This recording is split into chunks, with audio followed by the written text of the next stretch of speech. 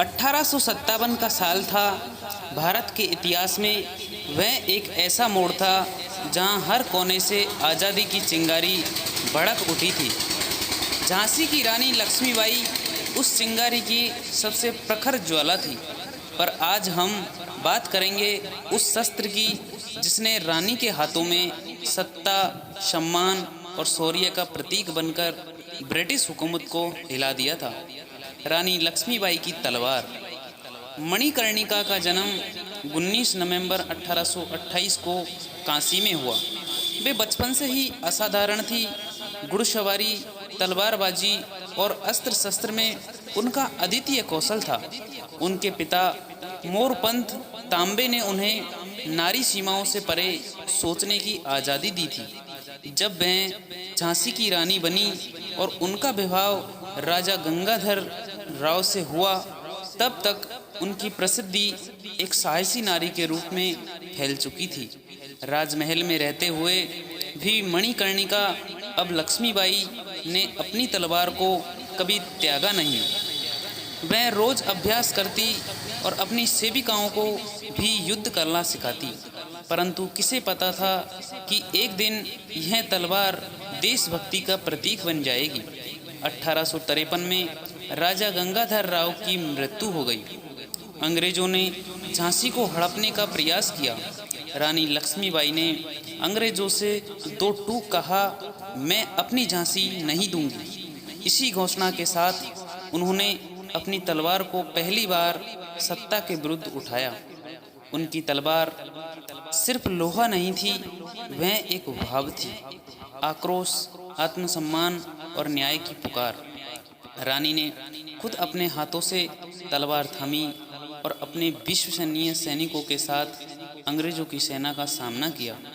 उस समय उनकी उम्र मात्र 25 वर्ष थी, पर साहस पर्वत के समान अड़िंग।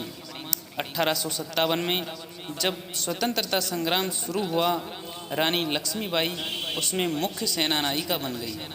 उनकी तलवार झांसी के किले के भीतर गरजने लगी थी।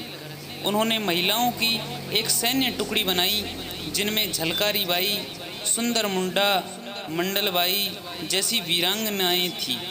सबने रानी से तलवार चलाना सीखा। रानी की तलवार अंग्रेजों के लिए एक डर का प्रतीक बन गई थी। उसके बार इतने सटीक होते थे कि एक ही चोट में दुश्मन जमीन पर ढेर हो जाता। 18 जून 1858 यह वह दिन था जब रानी लक्ष्मीबाई की तलवार ने अंतिम बार हवा में गरजते हुए अंग्रेजों की छाती चीर डाली थी। ग्वालियर के मैदान में रानी ने घोड़े पर सवार होकर अपने बेटे को पीठ पर बांधा और तलवार थामे युद्ध में कूद पड़ी। उनके आगे अंग्रेजी सेना तितर बितर हो रही थी। रानी की तलवार ने कई अंग्रेजी अफसरों को मौत के घाट उतारा, परंतु अंततः वह घायल हो गई। कहते हैं कि उन्होंने अपने अंतिम समय तक तलवार को हाथ से गिरने नहीं दिया। रानी लक्ष्मीबाई की मृत्यु के बाद उनकी तलवार एक अमूल्य धरोहर बन गई। झांसी का किला गवाह बना उस शौर्य गाथा का, जहां एक महिला ने एक संपूर्ण साम्राज्य को चुनौती दी थी। उनकी तलवार आज भी मध्य प्रदेश के एक संग्रहालय में सुरक्षित रखी गई है। हर वर्ष हजारों लोग उसे देखने आते हैं। वह तलवार अब सिर्फ एक धातु का टुकड़ा नहीं, बल्कि एक प्रेरणा बन चुकी है।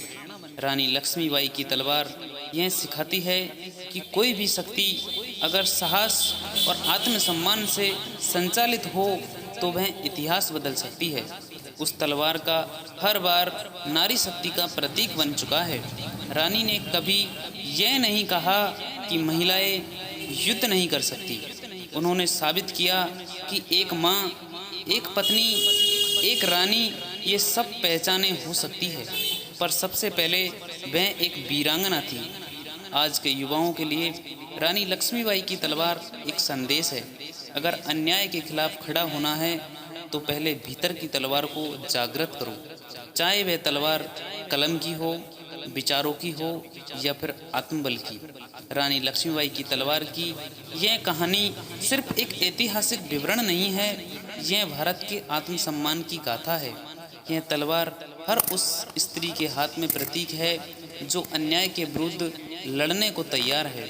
लक्ष्मीबाई की तलवार आज भी हवा में गूंजती है। मैं अपनी झांसी नहीं दूंगी। Thank you for watching this video दोस्तों।